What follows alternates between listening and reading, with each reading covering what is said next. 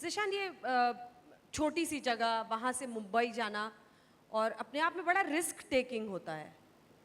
क्या है झारखंड की मिट्टी में कि रिस्क उठाने में मजा आया? पता नहीं, करेजियस बहुत हूँ पता नहीं, इनबिल्ट है शायद झारखंड में और हर लोगों में झारखंड के। एंड शायद यही है कहीं ना कहीं जो हमारे बुजुर्ग लोग जाकर के टिक के आज कहीं राजा बने और कहीं महाराजा बने, तो वो शायद वो यही चीज़ है। तो आप बहुत क्योंकि कुछ हम कर- स्ट्रगल हम स्ट्रगल नहीं कहते इस चीज़ को, शायद कहीं ना कहीं हम इसको एक जर्नी कहते हैं कि ठीक है ना, ठीक है देख लेंगे क्या हो गया। वर्स्ट कंडीशन क्या है हमें पता नहीं, हम कुछ भी सर्वाइव कर सकते हैं, हमें ऐसा लगता है, मुझे ऐसा लगता है। बेसिकली अगर मैं बोलूँ तो मैंने अपनी पढ़ाई धनबाद में की, वहाँ से मैं निकला, मैंने ग्रेजुएशन मेरठ से किया। ग्रेजुएशन के बाद मुझे जल्दी से नौकरी नहीं मिल रही थी, तो मैंने कॉल सेंटर, जो ईजीएस्ट वे होता है, तो मैंने वो जब मेरठ में भी पढ़े थे? मेरठ में मैंने अपना ग्रेजुएशन मेरठिया कंप्लीट। गैंगस्टर्स जहाँ जाते हैं गैंग खोज निकालते क्या होता है कि एक होती जन्म भूमि, एक होती कर्म भूमि, तो दोनों के लिए पहले फिल्म बना दी मैंने, अब कुछ अपने लिए देखता हूँ तो कॉल सेंटर में था। कॉल सेंटर में 2008 में रिसेशन आया एंड देन आई थॉट कि चलो यार बॉम्बे में चल के कॉल सेंटर करूँगा, करना है तो। एंड थोड़ा सा आप देखते हैं बॉलीवुड में कुछ होता है तो। So I had no background of theatres और FTI और NSD, तो आइडिया भी नहीं था। तो पहुंचा वहाँ पर, वर्ल्ड सिनेमा से मेरे ही दोस्तों ने जो सब साथ में थे इस जर्नी के भागीदार, उन्होंने इंट्रोड्यूस कराया, देखा। उसी 2-3 महीने के दौरान अनुराग कश्यप से जो है मुलाकात हो गई। मैंने एक स्टोरी ऐसे सुना दी, उन्होंने बोला यार मैं सुनता नहीं हूँ, तुम लिख के ले आओ। तो रात भर में मजेदार सा किस्सा 40 पेज लिख दी। स्टोरी लिखी आपने कितने पेजेस में?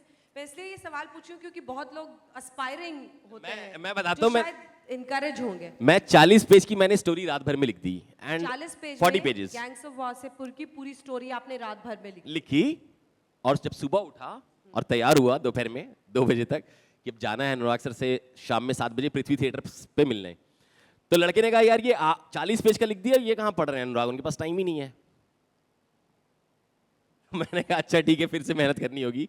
तो वापस बैठा, उसको कट डाउन करा, 8 पेज लिखे और वो जाके मैंने दिया उनको।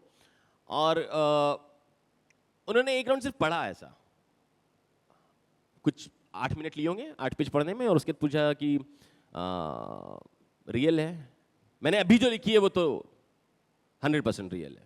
बोले मैं बना रहा हूँ फिल्म। तो ये स्टोरी पे आप पहले से दिमाग में काम कर रहे थे या नहीं, मैंने बोला ना जब वर्ल्ड सिनेमा से इंट्रोड्यूस हुआ था तो एक फिल्म है, मनोज भाई जानते होंगे, सिटी ऑफ गॉड। तो सिटी ऑफ गॉड देखने के बाद थोड़ा सा ऐसा हुआ कि यार ये शहर क्या है, मैं दिखाता हूँ वासेपुर क्या है तो ये वैसा चीज़ उठा था। एंड ये नाम भी सोच लिया था क्या आपने पहले? नाम जो है वो बहुत देर में हम लोग का डिस्कशन चलता रहा अनुराग सर के साथ। तो ये था कि यार वासेपुरी, जैसे गैंग्स ऑफ न्यूयॉर्क है, गैंग्स ऑफ ये है, तो गैंग्स ऑफ वासेपुर है, तो है ना, ठीक है, नहीं जानते हैं लोग तो जानेंगे कब, जब आप बनाओगे तब जानेंगे ना, तो जानेंगे। तो ऐसा हुआ था। कुछ जुनूनी लोग ऐसे ही होते हैं। हाँ। अब ये फिल्म के लिए कोई नहीं सोच सकता कि पहली बार कोई व्यक्ति कुछ लिखा हो और उसको जो सुना हो पहली बार में कहा रियल है, मैं फिल्म बनाऊंगा। तो वो अनुराग कश्यप का भी अपना एक जुनून है। मतलब मुझे नहीं पता था ये लोग फिल्म बनाएंगे, मुझे गाना गाने को मिलेगा उसमें। और आपसे मेरी पहली मुलाकात मेरे ख्याल से दिल्ली के एयरपोर्ट पे हुई थी, जब अनुराग सर भी थे, मैं भी था, हम लोग बनारस जा रहे थे अनुभूति की शादी में, उनकी छोटी बहन की शादी में। अरे भैया हम तो अपने होश हवास में पहली बार आपसे मिल रहे हैं। मैं बहुत आपसे मिलना चाहता था, तो मैं मिला होऊंगा, लेकिन मुझे लगता था जिशान कादरी के आज ही मुझे दर्शन होंगे। सर सेम वे, मैं खुद चाह रहा था आपसे बहुत बार मिलने का, मगर thanks to India Today group की ये जगह दिया। और गाना नहीं, जो मैं गाना गाते हुए आया ना, हाँ। वो इन्हीं की फिल्म का है। और वो जैसे आपका एक्सपीरियंस था अनुराग के साथ, मेरा भी वैसे ही था। कुछ 2-3 लाइन के आगे भी याद है क्या उसका? अगर हो हाँ, जाता एकदम उसका अंतरा जो है, जो इन लोगों ने फिल्म के लिए लिखा,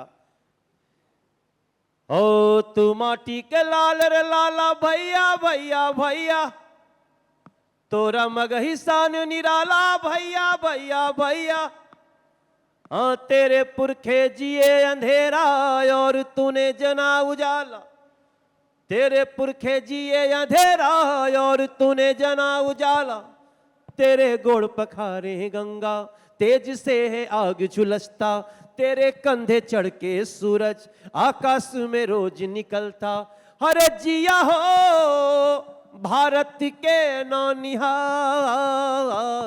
तनि धूमधाम से तनि झूम झाम के तनी जान जला के गीत का तेल पिया हुआ ये भैया ओ भैया ओ भैया भैया, तनी सांस फुला के फूकत धूल उड़ावा ये भैया, तनी ओक्का बोक्का तीन तड़ोका गावा ये।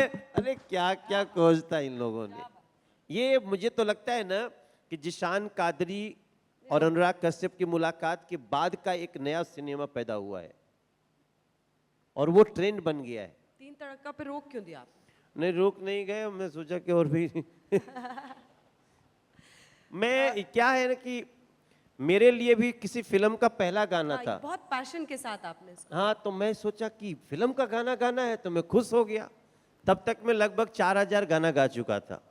लेकिन एल्बम? हाँ, नहीं फिल्मों के भी, भोजपुरी फिल्म। भोजपुरी फिल्म। तो मैं सोचा कि अच्छा फिल्म का गाना है। जब गाना पढ़े तो कही हो तो भोजपुरी में बांटे भाई, हिंदी फिल्म में मिली तो भोजपुरी में। तो खैर कोई बात नहीं, उसी के कारण शायद मैं फैन का भी गाना गा लिया, जो शाहरुख खान का भोजपुरी वर्जन था वो भी गाया मैंने। लेकिन हमारी ही संस्कृति से हमारे शब्दों को लेकर कितना बड़ा बिजनेस हो सकता है, तो मेरा विश्वास और बढ़ जाता है कि मैं बहुत इतिहास पुरुष मानता हूं रघुबर दास जी को, क्योंकि जैसे भगीरथ गंगा को लाने के लिए प्रयत्नशील थे, यूपी बिहार का झारखंड का हर कलाकार वैसे ही फिल्म सिटी चाहता है, बट वो भगीरथ रघुबर दास जी बन रहे हैं। I am proud of this. जो अभी फिल्म सब्सिडी को लेके बात हो भी रही थी, जो प्रकाश सर कुछ बता सवाल रहे है थे, तो आप लोग तैयार रख सकते हैं। तो उस पर एक छोटी सी चीज़ मैं बताना चाहूँगा कि सबसे ज़्यादा ज़रूरी हम लोगों को बॉम्बे से ये होती है कि सिक्योरिटी कैसी है यहाँ पे, जो वहाँ के लोगों को जो पूछते हैं मतलब हम कंफर्टेबल होंगे नहीं होंगे वहाँ की पब्लिक के साथ, तो ये जानना बहुत ज़रूरी रैदर देन। देखिए मैं भी एक चीज़ समझाता, टेक्निकली हम 70% फिल्म तो इंडोर शूट करते हैं, हम 30% ही बाहर शूट करते हैं आउटडोर। जहाँ पे अगर मैंने फिल्म बना भी दी झारखंड में मैं फिल्म बना रहा हूँ, तो मैं झारखंड में 100% शूट करते हुए भी 30% ही एक्सटीरियर शूट करूँगा ना। 70% तो वो किसी घर की, किसी फैक्ट्री की, कहीं की कहानी होगी। तो वो 30% पे हम कितने कंफर्टेबल हैं यहाँ की पब्लिक के साथ, ये जानना, ये बताना बहुत ज़रूरी है वहाँ के लोगों को। वो एक बार कंफर्टेबल हो गए तो वो आना जाना शुरू कर देंगे। उनको चाहिए कंफर्ट जोन, जो अभी वो अनअवेयर है, तो ये हटाना है बस। ये हटाना। कोई सवाल है क्या किसी का?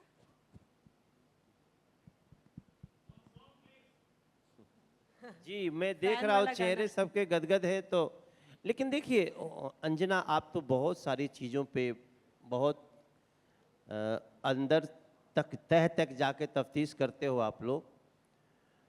जैसे हमारे यहाँ एक गीत है, वो पता नहीं किसने बनाया, मुझे नहीं मालूम।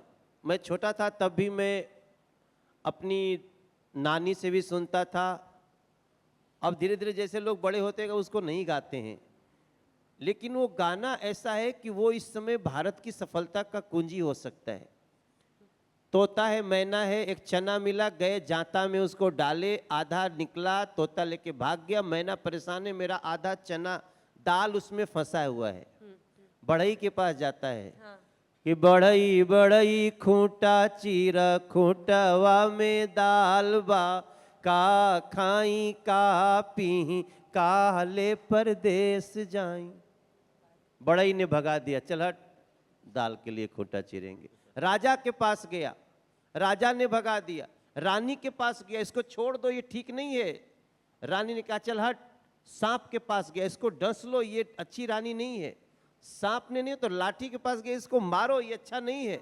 लाठी नहीं मानता है तो अग्नि के पास जाते, इसको जला दो। अग्नि नहीं माना तो समंदर के पास गया, इसको सोख लो ये अपना कर्तव्य पूरा नहीं कर रहा है। समंदर ने ना किया तो हाथी के पास गया, सोखो इसको एकदम गड़बड़ है ये कुछ नहीं कर रहा है।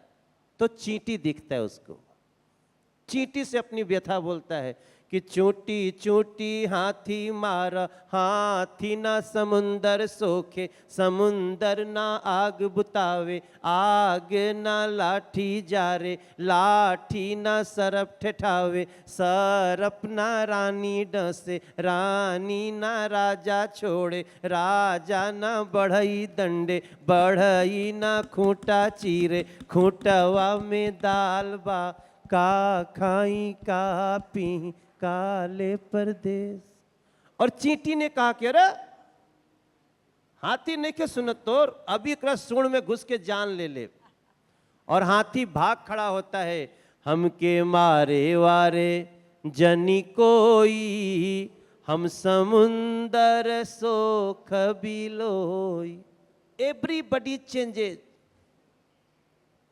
और बढ़ई आके खूंटा भी चीर देता है, सरकार दंड मत दो।